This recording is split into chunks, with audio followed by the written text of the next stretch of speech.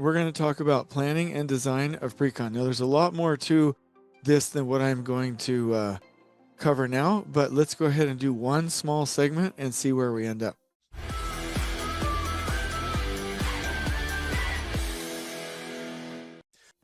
So over here on the right, I put together this solution timeline. I know that human beings are tempted to go forward, and that's super fine.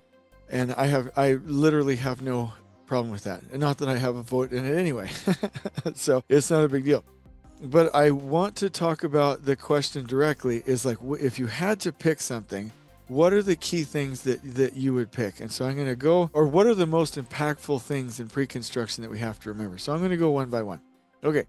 Some of these you already know. When you start, establishing the conditions of satisfaction is amazing on a construction project because we are not a manufacturing business. We are a customer service business. When I was at Hensel Phelps I think it was like 2003, 2005, they did a nationwide survey of all their clients. They were $1.5, $2 billion company at the time, so they were able to do a survey of all their clients. The survey that they got back was interesting. How they got to the end of the project was in most cases more important to the client than just finishing. How we get there. And so we have to go understand those conditions of satisfaction and go to number 2, understand the owner's goals and priorities, right? So the project manager, the project executive might make a charter. These are super important things. Okay. So now you know what we want. Now there's an interesting thing. When people do a training with Jason, the company is assuming that they're safe with me. So I can't do anything that would violate that trust and that safety. So I want you to let me frame this in a proper manner. I'm going to come over here to a book. It's a recent book that came out, and it's called The 10 Myths of CPM. Now, let me do this in a safe way. You have to use CPM. It's probably a company standard. Your corporate lawyers need it, want it. I understand. So if you're using it, I at least need you to know the toxic components so you don't keep doing it, okay? So this is a new book out that I would recommend for everybody. And if you keep using CPM, you can do it the right way and know how certain aspects of it are abusive. Or if you switch to takt planning, then you will at least know why. So hopefully that was a safe way to put that. I'm not here to bash on CPM or be unsafe with your company leaders. I understand that it's in contracts. I understand that you have to use it, but there's a couple of key things. Rushing and pushing and panicking workers, not having float on the project, increasing work in progress above the capacity of resources, the toxic blame culture of CPM, having a visual that nobody can read. All of these things are things that I do not like, that do not provide builders like you with the things that they need. So if you're like, Jason, I'm always going to use CPM, you can go to hell. I'm super fine with that. Please still read the book because you can at least stay away from the toxic disrespect for people culture that is in some of the components. The reason I mention that is because one of the most important things you can do on your project is create a macro level takt plan. Okay? And I'm going to put that in a timeline. I think that your macro level takt plan is best anywhere between the proposal. I would actually do one for a proposal all the way up to schematic design, like between those frameworks. I want to take you to a really neat board here and explain why we would want a macro level takt plan. And even if you use CPM, I would always do a macro level takt plan at a high level and make sure that you have what you need. This is a macro level takt plan. I remember an executive one time telling me, Jason, if you can't see the plan in 1 to 5 minutes, you don't have a plan.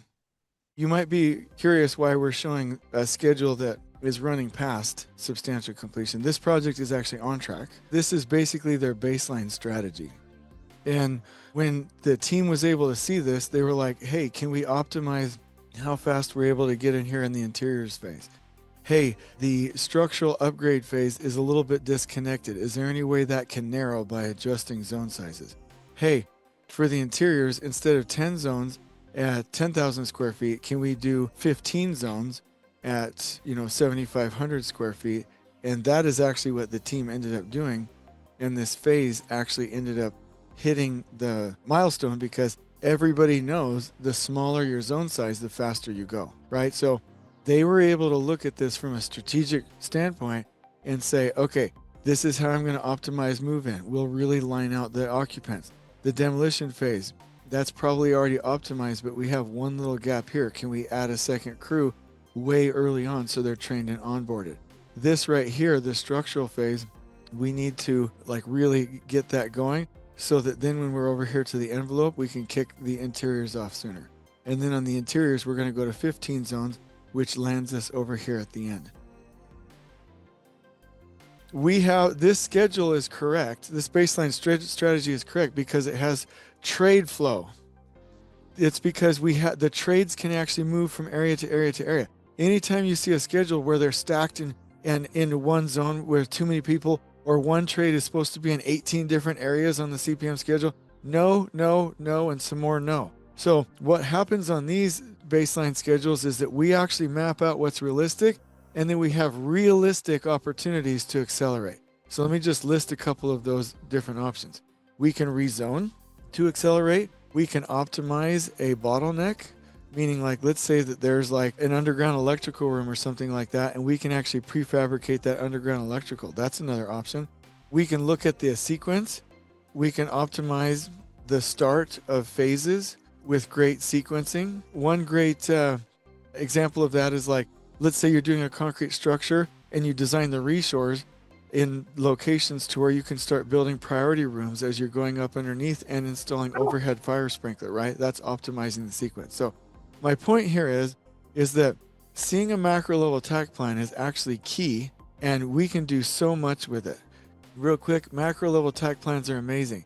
The other thing that I like them for is that this is what they should look like before you come out of pre-construction.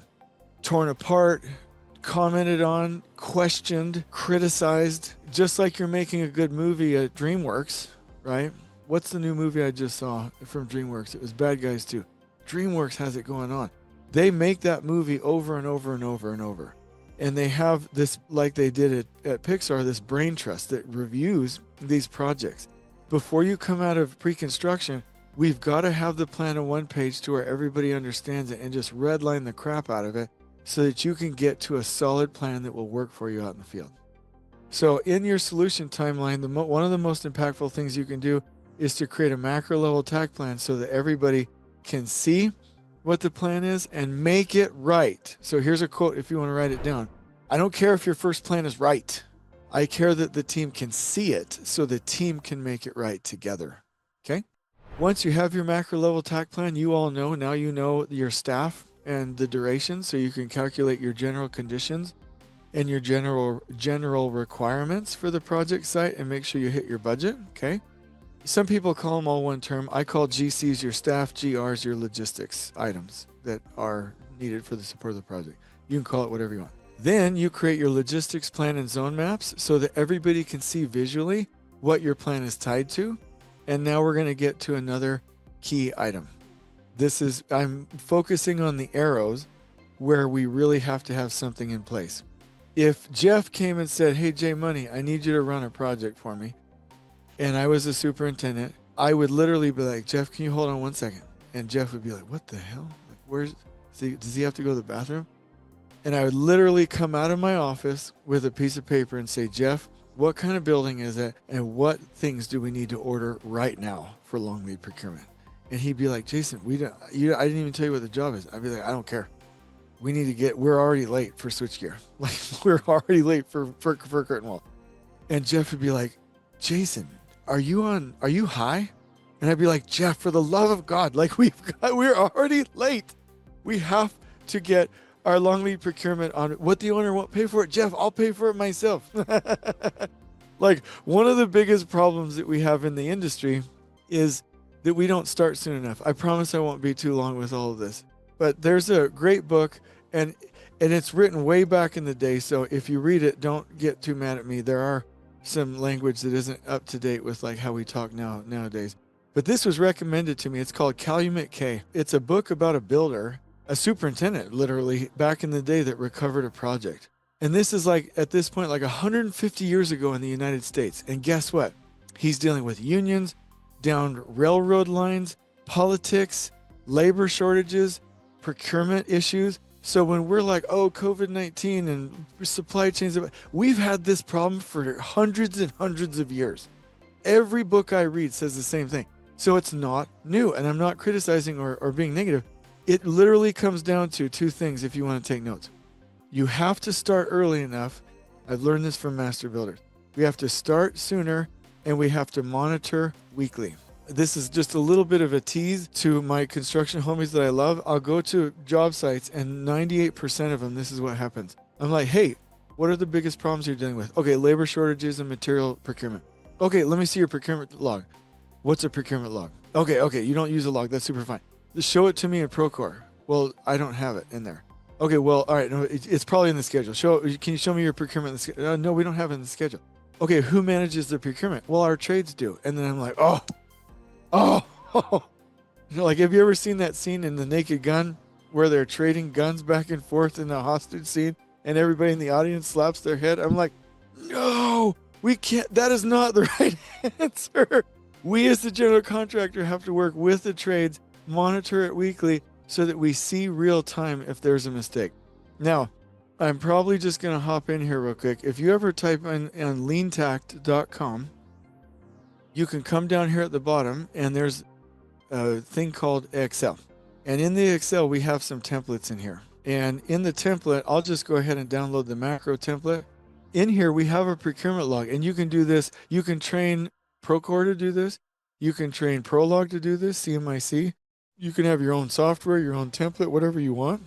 But the bottom line is it has to be tracked. And the reason I want to pull up this log here really quickly, just for just a minute, if you and the superintendent as a PM super team, two in a box, equal, respecting each other, put in the required on-job date, understand what buffers you want, and then have conditional formatting on each of these steps and something goes red, then you immediately know to recover the supply chain. And a lot of times people are like, oh, I ordered this a year ago and I got a call yesterday from the trade saying it's going to be 3 more weeks. Sorry, owner, we have a delay. Well, why are we surprised? Why were we not tracking it weekly? Why, when we were looking at these, didn't we see a problem in each of these steps real time and recover it? Because we weren't paying attention. We weren't taught this, okay?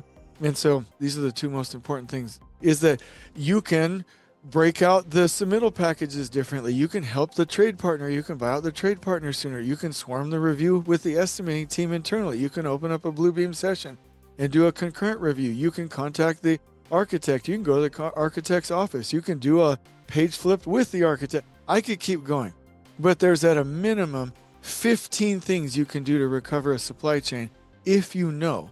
So here's the question. Think about it in your own mind. Why do we as builders not catch long lead procurement item mistakes soon enough? Because we don't see it and we don't see the problems real time.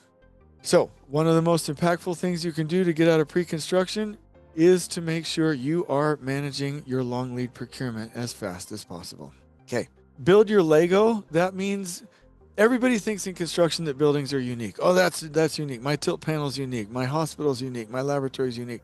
You don't understand, Jason. You've never built this type of building before. It's all new. It's all different. No, it's not. They all have walls. They all have floors. They all have ceilings. They all have MEP. They all have exteriors. They all have roofs. They all have utilities. Every fucking project is the same thing over and over and over and over. Like, it's all the same stuff. You can tax plan every project. You can create rhythm on every project. There's nothing you could throw my way or that you could throw your way that you can't build. I mean, we could take this team right now and go build a bridge, a data center, a stadium. We could build any of it. It all has the same shit. And that's the extent of my cuss word. Sorry. And people think it's unique. So they don't try and Legoize their buildings. They're like, oh, this is a school, so there's no repetition. Yeah, there is. There's repetition in the fields. There's repetition in the stadium. There's repetition even inside the auditorium. There's repetition through the classrooms. There's repetition through the offices. There's repetition everywhere. Find your areas where you can simplify the installation and repeat it. Simplify, repeat. Simplify, repeat.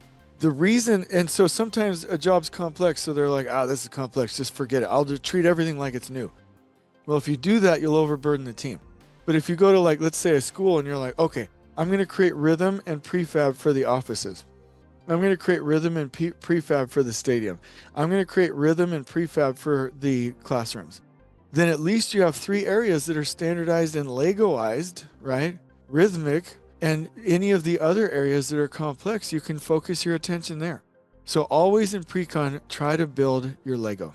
Number 8, once you know your Lego, attempt to prefabricate it. When people say prefabricate everything or stick build everything, both of those are wrong. You stick build what you need to and you prefab what you need to. And typically you prefab your bottlenecks. Like for instance, just a quick example on, let me actually show this to you. So this is the bioscience research. This was the first project that I ran after I learned about lean systems. It was next to 2 existing buildings and it was super complex, torn apart. The exterior was complex. It was a lot of imaging spaces and the rest was complex laboratory spaces. So right about this point, you can't really see it in the image, but I just want you to see that the electrical rooms were down here in the basement, okay? If you could see over the edge, you would see them.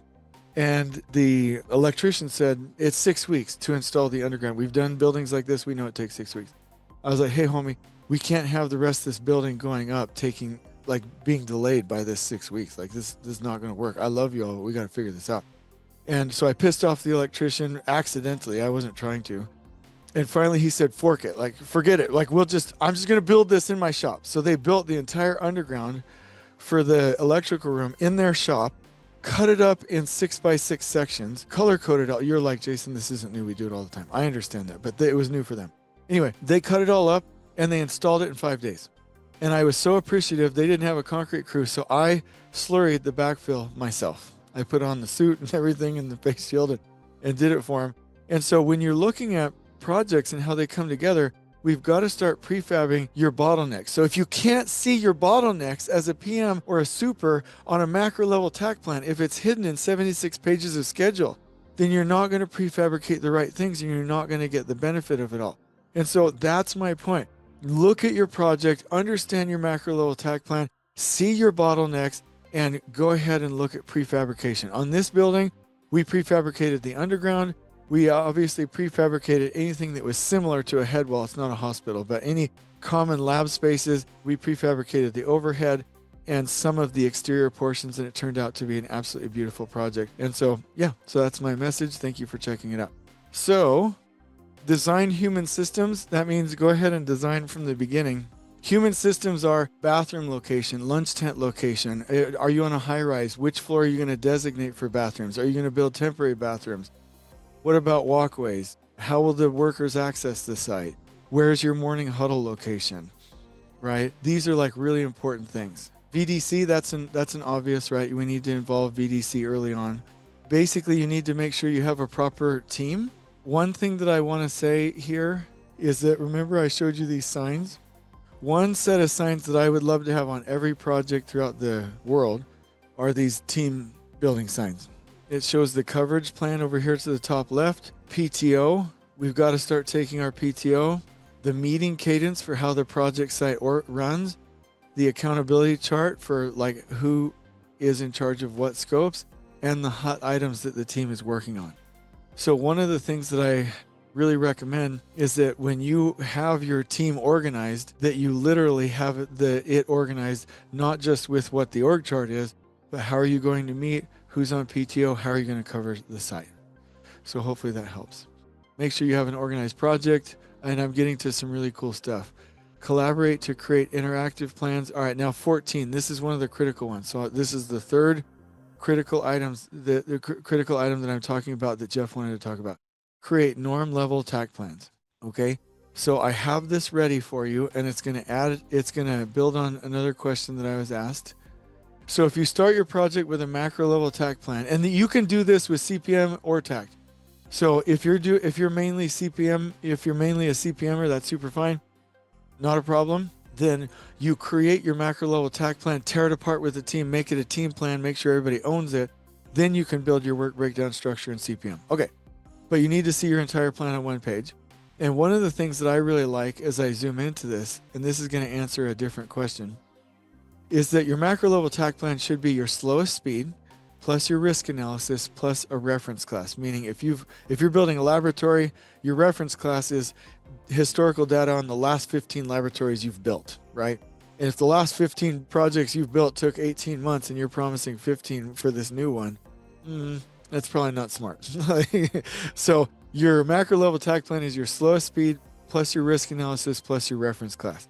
Then when we rezone, meaning we do our pull plan, which brings us to that concept. When we do our pull plan, that helps us to create the sequence. And in the pull plan, you actually work with the trade partners to find out the smallest zone size that's reasonable. Now, when you do your norm level takt plan, which is post pull plan, I'll show you that in a minute, that's your optimized speed plus risk mitigation strategies plus your reference class mitigation strategies plus buffers.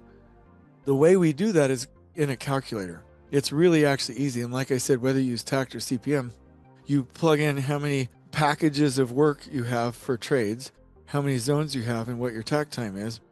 And the calculator will basically say, okay, you've got 5 zones planned right now, as we saw in the previous slide. Well, if you go to 9 zones, you'll go from 95 days on your phase to 69 days. Or if you go to 11 zones, you go to 75 days, and the trade partners have 8 additional days for each of their scopes. So this calculator allows you to know how you should zone a project. And that's important because then, and only then, you pull plan with the trades. And you pull plan one representative zone, okay? And when you pull plan that, that is the base of everything that we do. And let me do something real quick that I think you're all gonna love. Lean takt real pull plan. And what I do is, if you're like, hey, I really love this pull plan stuff, you can come in here and see how to set it up, how to talk about zoning, how to go through and look at the calculator with your trades, show them the benefit, see how much time they gained, which we talk about here, which you see me doing in the video. Then you can start going through and understanding how you do your forward pass on your pull plan, then how you actually compare it from zone to zone, how you work backwards to make sure that every trade has what they need, and then finish strong with 100% awesome plan that hits your milestone. So if you ever want to see an actual video of that, we have that available. That's just type in lean takt real pull plan. Okay, so let me go back to this awesome presentation. So you pull plan just one area, okay? And then here's where it gets remarkable. All a pull plan is one sequence in a zone of a takt plan. And all a takt plan is multiple pull plans zone by zone. That's it. So Last Planner 2.0 is takt, 100%. Last Planner 1.0 is simply, and let me just go ahead and draw this for you, one area. So if you all love the Last Planner system, then the next step is to love the Takt Production System. That's what creates your base, and that's what creates your norm level production plan. Once you have that, you have your updated zoning. So these will be the final zone sizes, and you'll know how the work flows throughout the zone. You'll be able to filter out your look-ahead plans and your weekly work plans and your day plans. So let me go back over here to this. Doing your norm level takt plan, what I'm saying on item number 14, the reason it's a little bit later in the process is because you don't have your trade partners yet. All you have here are your clear and grub, site work, excavation, foundation contractors, shoring contractors. You're going to start pull planning with just these first phases. If you go to your macro level takt plan, once you have your macro, you don't have to stress. All you have to do is pull plan phase by phase. And in fact, you see up here, see it says exteriors phase pull plan. All you have to do is, once that triggers 3 months before the exterior phase, all you have to do is do your pull plan there. And then, like I said before, each phase is going to get shorter without hurting trade partners or diminishing their time. It's going to be optimized by a pull plan, and you'll have the right zoning with the trade partners. And you'll gain buffers at the end of the sequence, and you'll be able to maintain on schedule. It's really quite beautiful. Okay, so that's the pull plan. So that's the starting to create norm level takt plans is the third major thing that I would do in pre-construction. Okay, you can keep your zoning and your logistics up to date. You can create your lean inclusions for contracts. Then the other most important thing is you should, as the PM or the project executive, create a risk and opportunity registers. That's number 17. That's at the latter part here. But basically in your Fresh Eyes meeting, which I'm also going to point to down here, host a Fresh Eyes meeting, and that's number 19. Okay. Number 19 happens right in here. That risk and opportunity register is going to be created from those Fresh Eyes meetings. That means everybody, if I was Jeff, and if he doesn't do it, don't tell me, I don't want to feel bad. But if I was Jeff, I wouldn't let any project come out of Precon unless it was reviewed by a team of peers. And every risk that we know or opportunity to gain more money was mentioned on that register. Let me give you 2 examples. Let's say that number one risk is the crane will be there too long, and the size of crane is a $300,000 risk to your budget. Well, now you start looking into it and you find out that you could actually do 2 smaller ballast cranes, save the 300 grand and still have the capacity for the formwork. That's an example of a risk. Let's look at an opportunity. This is kind of silly, but if you have good financial projections, let's say that you have a guaranteed maximum price as a CM at risk, but your concrete budget is lump sum, right? And you realize that you on the project could actually hire 2 more field engineers because your budget looks strong, and that would help yourself perform lump sum budget, and that you could rent yourself your own equipment for the project, at least the forklift as a part of your overall budget, and gain $30,000-$40,000 additionally on equipment rental gains. That's something you would put in your opportunities column. The bottom line is having a risk and opportunity register will set the team up for success to get rid of their risks and to realize their financial opportunities. And that happens once you do a little bit of research on your reference class, which I can help you with, but basically what it is don't build a building unless you've done research on previous buildings. And you can even if you don't have research, you can chat GPT this stuff and get some pretty good information. And I know a lot of you probably hate AI. We can talk about that later, but I'm telling you, if you're building a building, understand what the 10, 15 types of those buildings look like, how long they took, how much they cost before, and make sure that you're not undercutting that by a lot. That brings us to the Fresh Eyes meeting. That means every job that goes out the door gets reviewed and the project team gets to stand and deliver. And what happens is you have something like this. And this is a real example from our construction company. I'm not going to take you through the details. I'll give you the board after this, but it has the overall summary, the overall production plan, the first 90 days, every sequence to look at, all of the procurement items, overall work density areas, budget categories, how the team is organized, like everything is on here. And we should just rip this thing a new one, just tear it apart and be mean, because we don't have a plan until the entire project team has reviewed it, torn it apart, and had a fresh set of eyes for it. And guess what? If some of you are like, I'm not letting Jeff touch my project and like look at it. No. Do you want to go home every day and be stressed about it by yourself, or do you want to share the burden of this project with the team? I promise you your mental health will be better if you share it. So the Fresh Eyes meeting is absolutely crucial. So that's the 5th major thing that I would do. Make all needed corrections, update the risk and opportunity register, and then start your pre-con meetings for the early trades and prepare to start strong. So if you want to know, and I'll just be done with this, if you want to know, according to my research and opinion, what are the most impactful things that you must do in order to leave pre-con the right way, I'm just going to mark them for you. Must be your macro level TAC plan. It must be your long lead procurement.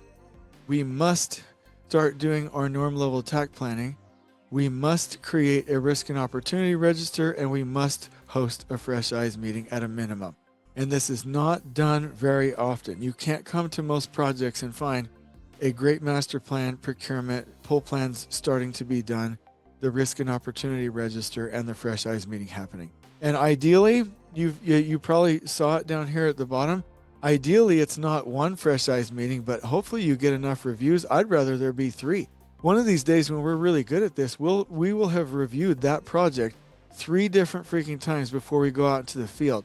I'll close with this statement. I think it's immoral and unethical to hold a project team accountable for a project they didn't plan. I think it's immoral and unethical to hold a project team accountable for a project they didn't plan. And so these are the minimum items. And if we go over here, the main items, the most impactful items, the timeline, I'll leave this unchecked. I want to cover more in detail the short ramps and how we do it. But I will say for the short projects, we do still need these 5 key components. We just have to do them faster. So I'll talk about that next time. Thank you, team.